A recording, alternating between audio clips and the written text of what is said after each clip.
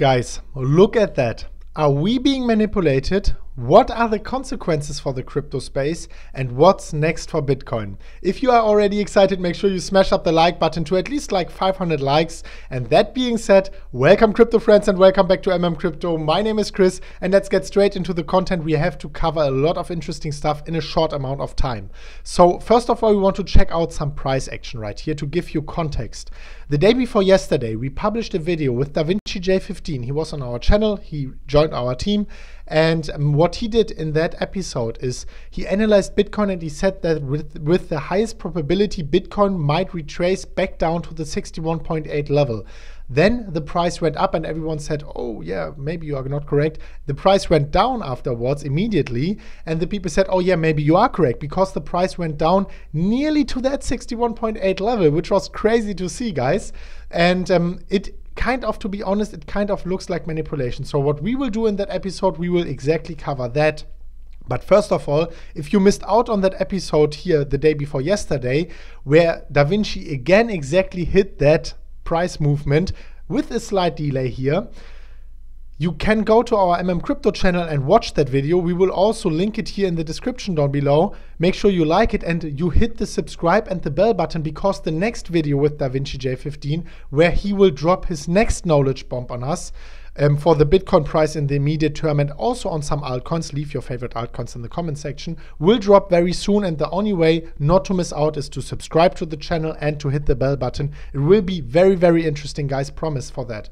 So now let's get straight into that manipulation topic. And always the people are screaming manipulation when the price is going down. Obviously, we have to scream that as well when the price is going up, but it's always when the price is going down.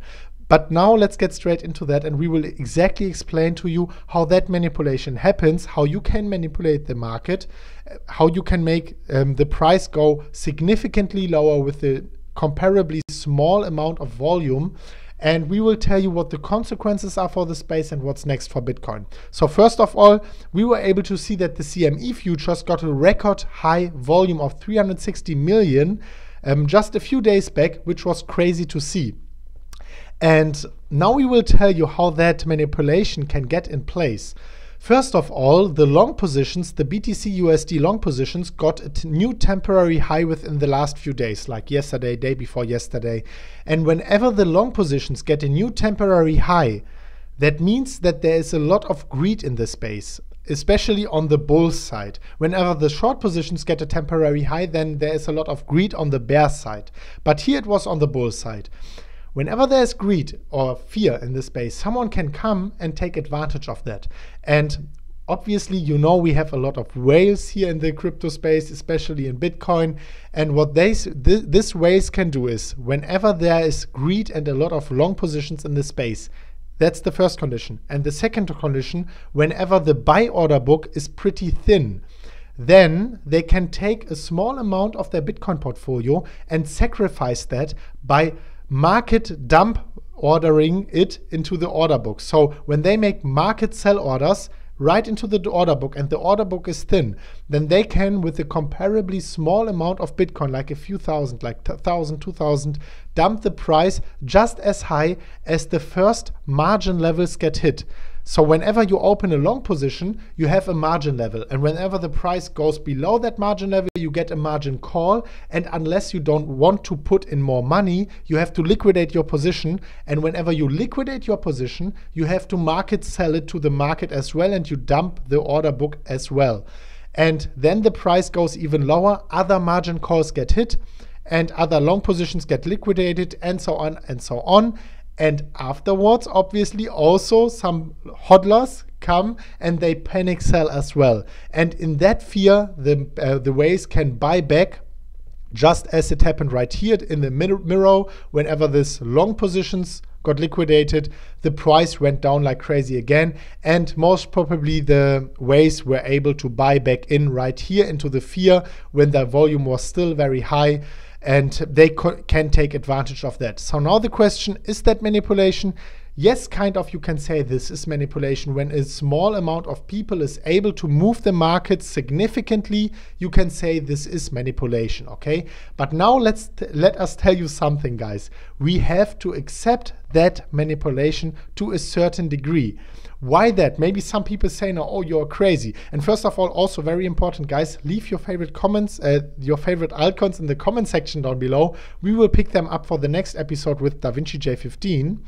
And also let us know, do you think we are being manipulated, or do you think this is just, yeah, normal organic price action without anyone thinking about manipulation?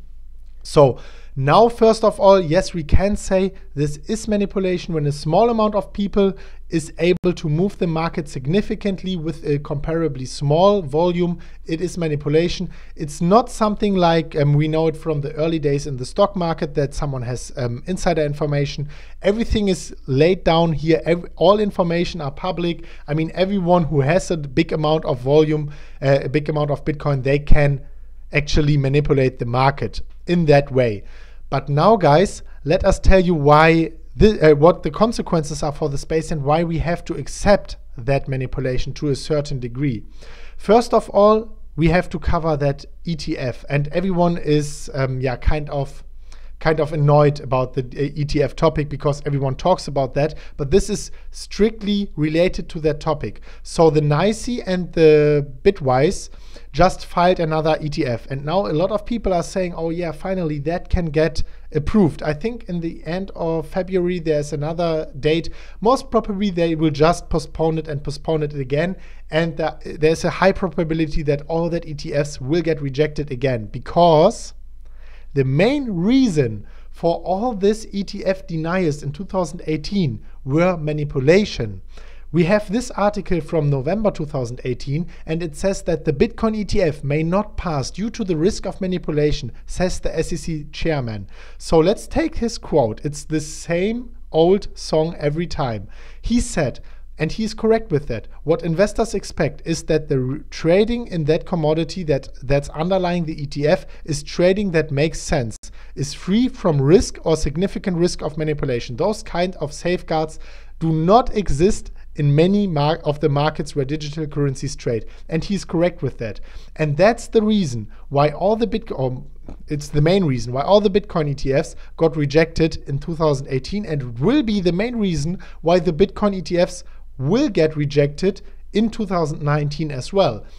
And many people want that ETFs to come because obviously they have a lot of great things. It will give a lot of more legitimacy to the space. We will have a lot more liquidity and more demand from the institutional point of view, which is great and which would be very beneficial to the price.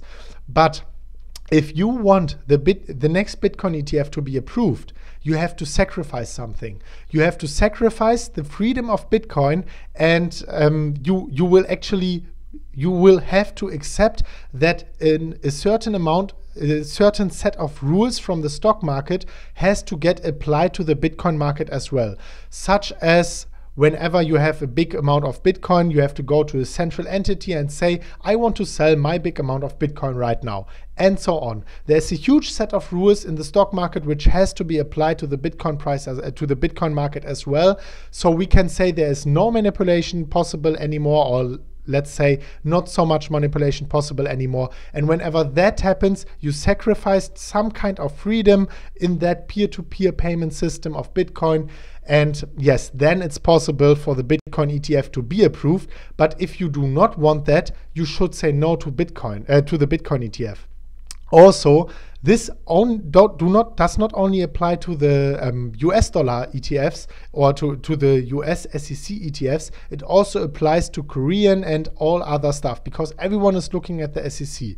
Such as this article is saying, this article is saying the Korea Bitcoin ETF approval depends on the US SEC decision, admits the Korean Stock Exchange official. So in the whole world, with the highest probability, the ETFs will get rejected whenever this manipulation is still in place. So now you have to ask yourself a question. Do you want the ETF to come? Fine. But then you have to sacrifice to a certain degree the freedom we have in Bitcoin, and that it's unregulated, and that's exactly the whole beauty of Bitcoin. But yes, we can understand it. If you want another financial product to come to give more legitimacy, that's fine. But then you have to admit to yourself that you want to sacrifice that freedom.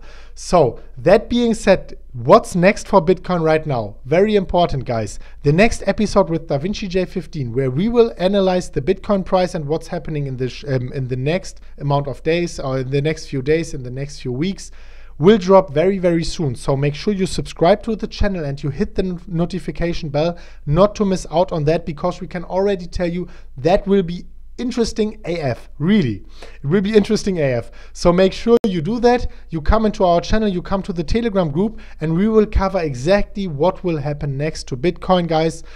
It didn't exactly hit that 61.8 level, but it was very close to it already. Now it's slightly recovering. So if you want to know what's happening next to Bitcoin, make sure you subscribe to our channel, you come into the Telegram group, and also hit some comments in the comment section down below. We will answer like at least 80% of that comments within the first 24 hours. So that being said, guys, thank you so much for coming back to the channel. We hope we gave you a little bit of an insight how that manipulation works and what the consequences actually are for the space. And we hope you leave your comments in the comment section, whether you want that ETF to come or whether you do not want that ETF to come. So that being said, thank you so much for watching. Thank you so much for liking, subscribing, commenting.